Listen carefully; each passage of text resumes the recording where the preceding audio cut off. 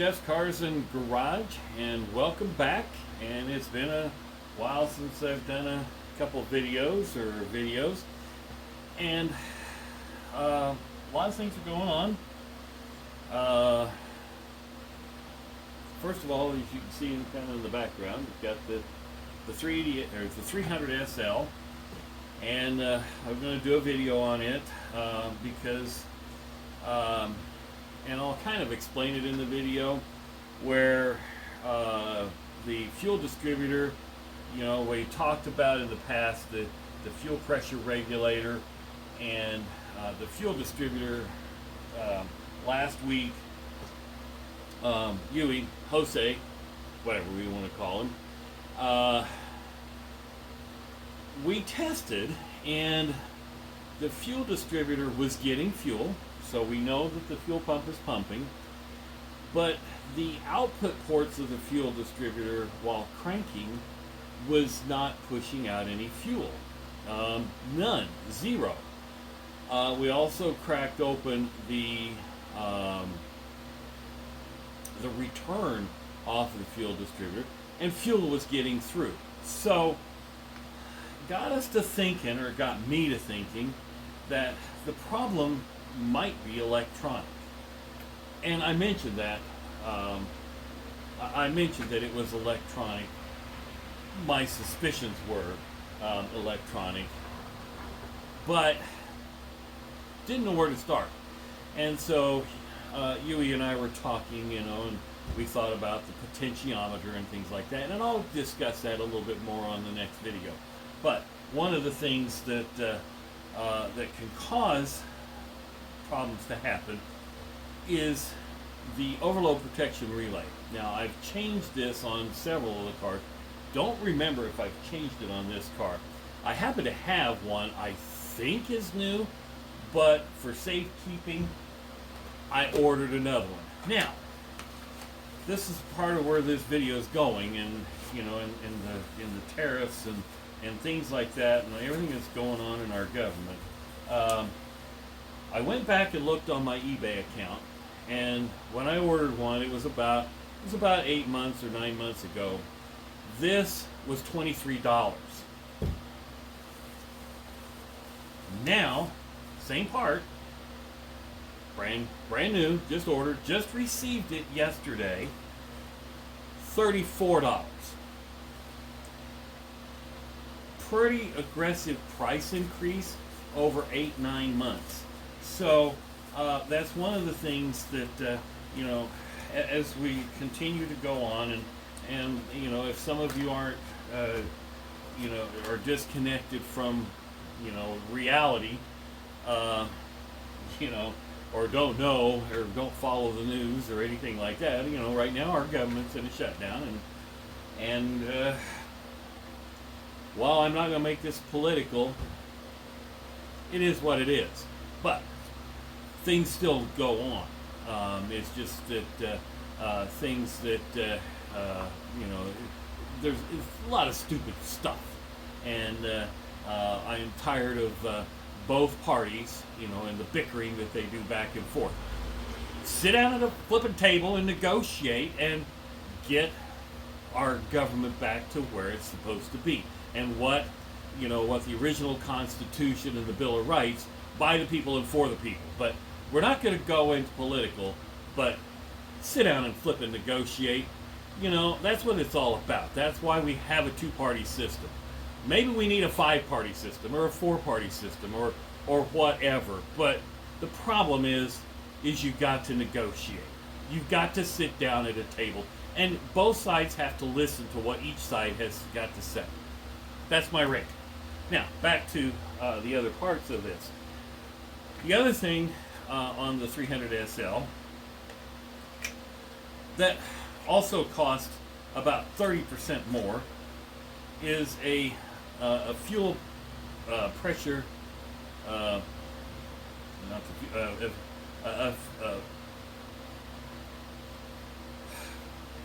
can't even think. It's a solenoid or a relay, fuel pump relay. Now this I do know has been changed on this car, but don't know if if it's bad. So there's two electronic parts that we're going to talk about, or we're going to change the overload protection relay first. That doesn't solve the problem. Then I'll change out to a brand new fuel pump relay.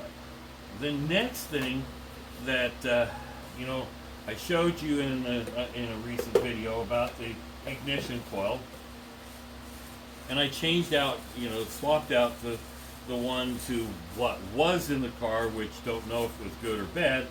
I went ahead and ordered another one, so I happen to have another ignition coil. So we could, in fact, change this out as well. But because Yui and I had, kind of diagnosed, are we getting fuel, or is it electronic? And we kind of determined that it was. We're still determining that it's electronic. So more to come on that. And then finally, did receive some parts. I've been looking for cage nuts, and to put the passenger seat back in the 280 SEL 4.5. However, and I'll show you the video, or I'll show you, we did find, Yui did find the problem with the passenger side window, where the window regulator, the reason why it wouldn't go up any further was the teeth were kind of gnawed. It was somehow was put under pressure. It may have been rolled up and then put under pressure, and it kind of bent the regulator a little bit. So with his new job, he's got the ability to sit down and put it on the table, and hopefully straighten it back out. And then he's got a TIG welder, or he's got access to a TIG welder where he can re-weld on the teeth and then file them off, so that hopefully the teeth will be back, in the motor turns the gear that turns the, which is the regulator, which moves up and down. So once we get that solved, then I was able to order, and these have been in for a couple of weeks. This, folks, is a cage nut, and what it does is it slips underneath the metal, and the bolt from the seat will go down, and that's what holds the bolt, and that's what holds the front of the seat. Well, the problem was that when we took the seat out, the cage nut was missing, because the seat was go floppy, and I don't know why, don't know where, and it could be buried down in there. But the cage nut, it's actually just a nut that is held on, and so you bolt this down. So we'll probably demonstrate, and if you want to refer back to the video where we're taking the seat out, I don't know if I cover the missing bolt or the missing nut, but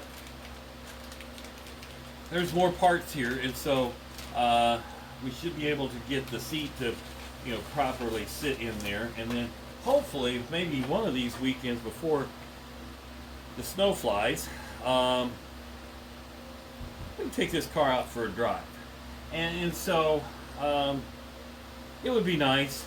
It's probably going to sit in this garage most of the winter, where this car does start and run. If I need to pull something in here and pull this out, I can do that. I don't want this one to be subject to too much weather, but one of the things we need to finish up is do the door seals. But this could sit out, it had sat out in the weather, and it did, the door seals leaked a little bit, but we get the door seals on there because I've ordered them, and we've had them for a long time.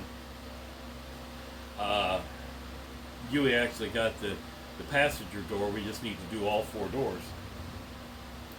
But if I need to work on something else in here, I can pull that in. And keep in mind, remember, folks, I do have the bay next door, which has got the lift. Right now, the 350 SL is in there, and the 560 SEL is up above, and the Thunderbird is over there, and I've got a portable carport that I'm going to put up. If I get this thing running, I'm going to put a portable carport up on the other side, and hopefully, I'll have this car undercover. This is our daily driver. It wasn't undercover. A lot going on here. I've got the gentleman did pay for the 300 SE. It's still on the property. He just lives right across the street, so we'll get it over there to his place whenever. But I've got a lot of cars sitting here. Still thinking on selling the 300 SD, which means, I may paint the trunk and the top and repaint the hood, which I may just do the trunk, I don't know yet, which means this car is going to have to come out, which could go into the portable carport, don't know yet. But winter is coming on. It is first week in October, and we've had some very warm weather, so needless to say, trying to get a lot done. So there's the update on Jeff's Cars and Garage, and keep watching. Hit subscribe, set a reminder when I come out with a new video. That'll be could be something interesting. I don't know. The car sales right now are down.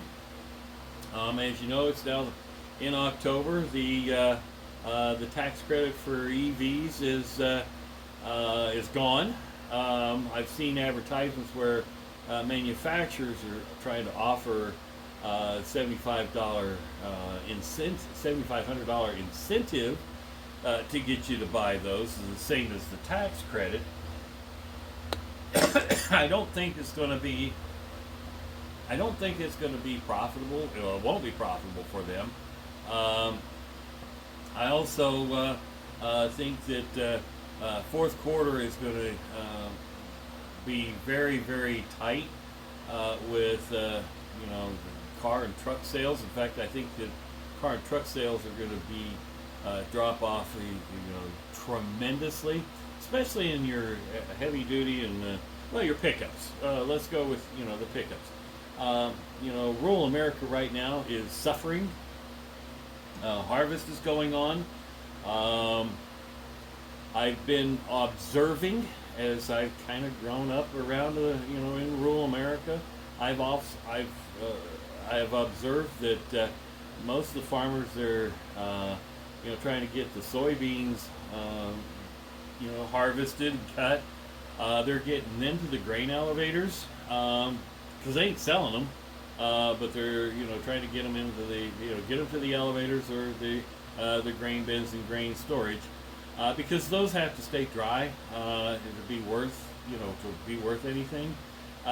Corn, they're getting it harvested as much as they possibly can, but I've also noticed that corn, and in fact, this has been a few years, but when they've had a stockpile of corn, they can actually put corn on the ground and cover it, and it doesn't have to stay completely, it doesn't have to have a dryer vent going, ventilating it all winter long.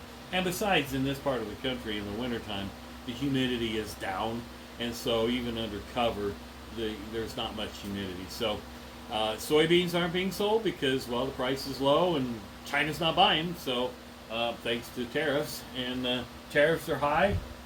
Tariffs are causing prices, just like I explained earlier, up, bringing my parts in at 20 to 25% more, which means that